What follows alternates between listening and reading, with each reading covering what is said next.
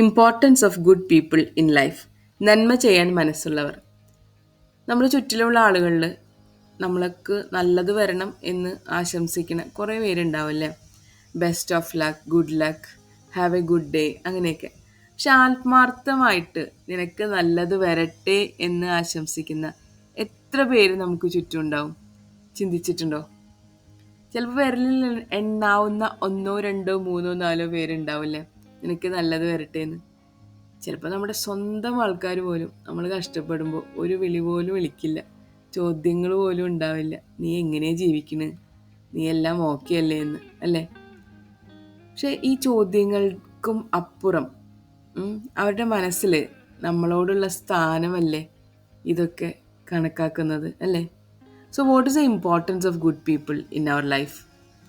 Did you think about that? ഈ ആളുകൾ നമ്മുടെ ലൈഫിൽ ഇമ്പോർട്ടൻ്റ് ആകുന്നത് എങ്ങനെയാണെന്ന് വെച്ചാൽ, നമ്മൾ തളർന്നു പോകുമ്പോൾ വീഴാണ്ടിരിക്കാൻ പിടിക്കുക, അങ്ങനത്തെ മാത്രമല്ല, നമ്മുടെ ഒരു സെൽഫ് ഇംപ്രൂവ്മെൻറ്റിനും നമ്മുടെ പേഴ്സണൽ ഗ്രോത്തിനും ഇത്തരം ആളുകളുടെ നന്മ മനസ്സുകളുടെ ആവശ്യം നമ്മൾക്കുണ്ട്. നമ്മളങ്ങനെ ഒരാളായി തീരുക എന്നുള്ളത് അതിൽ ഇമ്പോർട്ടൻ്റ് ആണ്.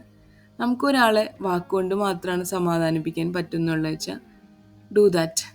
നമുക്ക് അയാൾക്ക് കംഫർട്ട് കൊടുക്കാൻ പറ്റുന്നത് ഒരു ഫോൺ വിളിയിലൂടെയാണെങ്കിൽ അങ്ങനെ നമ്മൾ ഫോൺ ചെയ്തിട്ട് അയാൾക്ക് ഓക്കെ, നമ്മൾ ഡിസ്റ്റൻസ് അപ്പാർട്ടാണ്, നമ്മൾ വളരെ ദൂരത്തിൽ ജീവിക്കുന്ന ആൾക്കാരാണ്, but we can give that person some confidence from our words.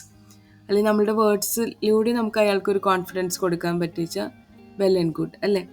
നമ്മുടെ ലൈഫിൽ അങ്ങനെ ചില ആളുകൾ വരും. നമ്മൾ ഒറ്റയ്ക്കിരിക്കുമ്പോഴും നമ്മൾ തളർന്നിരിക്കുമ്പോഴും ഒരു ഹോപ്പായിട്ട് വരുന്ന ആളുകൾ, അപ്രതീക്ഷിതമായിട്ട് കിടന്നു വരുന്ന ചിലർ. അത് നമ്മുടെ ബന്ധുക്കളാവാം, നമ്മുടെ സുഹൃത്തുക്കളാവാം, ചിലപ്പോൾ 2 ദിവസം മുൻപ് പരിചയപ്പെട്ട ആളായിരിക്കും.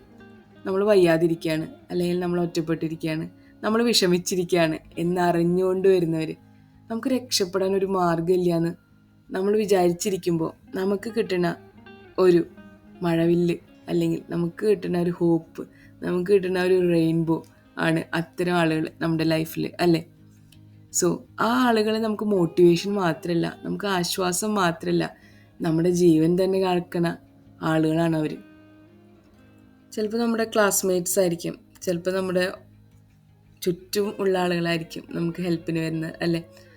അതുമല്ലെങ്കിൽ നമ്മളെപ്പോഴൊക്കെയോ പരിചയപ്പെട്ട ചില ശബ്ദങ്ങളായിരിക്കാം.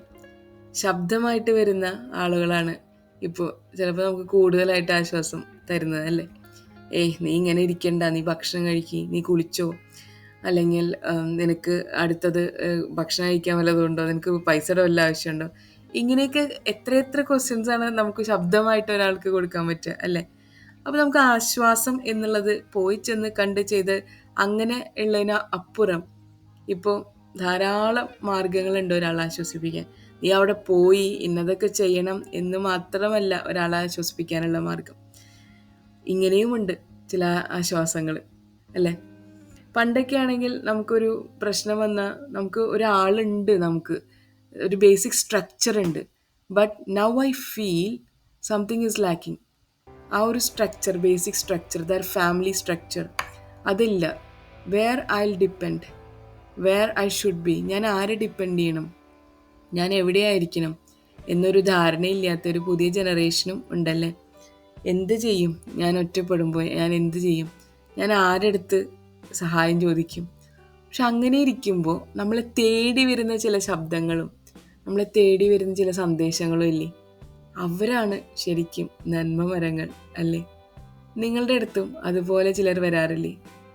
അതായത് ജോലി പോകുമ്പോഴോ, അല്ലെങ്കിൽ ഫിനാൻഷ്യലി വളരെയധികം ബുദ്ധിമുട്ടുള്ള സമയത്തോ, അതുമല്ലെങ്കിൽ ഒറ്റപ്പെട്ടിരിക്കുമ്പോഴോ, അതുമല്ലെങ്കിൽ നമുക്ക് കാരണങ്ങളില്ലാതെ നമ്മുടെ മുന്നിൽ വരുന്ന ചില വിഷമങ്ങളെ നമ്മൾ അഭിമുഖീകരിക്കേണ്ടി വരുമ്പോഴോ, അല്ലെങ്കിൽ നമ്മുടേതല്ലാത്ത കാരണങ്ങളിൽ നമ്മൾ ചില ചുറ്റുപാടുകളിൽ ചെന്ന് പെട്ട് കിടക്കുമ്പോൾ അവിടെ നിന്ന് കരകയറ്റാൻ വരുന്ന ചില ആളുകൾ, അത്തരം ആളുകളുണ്ടല്ലോ നമ്മുടെ ലൈഫിൽ വളരെ പ്രധാന ഘടകങ്ങളാണ് കേട്ടോ.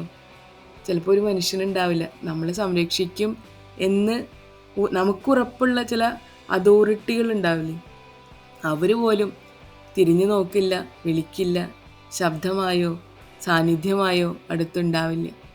അപ്പോഴായിരിക്കും ഇത്തരം ആളുകൾ നമ്മുടെ മനസ്സിന് സ്കോപ്പായിട്ട് വരുന്നത്, ഹോപ്പായിട്ട് വരുന്നത്, അല്ലേ? So such people are very important in our life. അതായത് അത്തരം നന്മ മനുഷ്യന്മാർ, നന്മ മരങ്ങൾ. So what is the importance of good people in our life? നമ്മുടെ ലൈഫിനെ ഫെസിലിറ്റേറ്റ് ചെയ്യാനായിട്ട് ഇത്തരം ആളുകൾ കുറേ ഹെൽപ്പ് ചെയ്യുന്നുണ്ട്.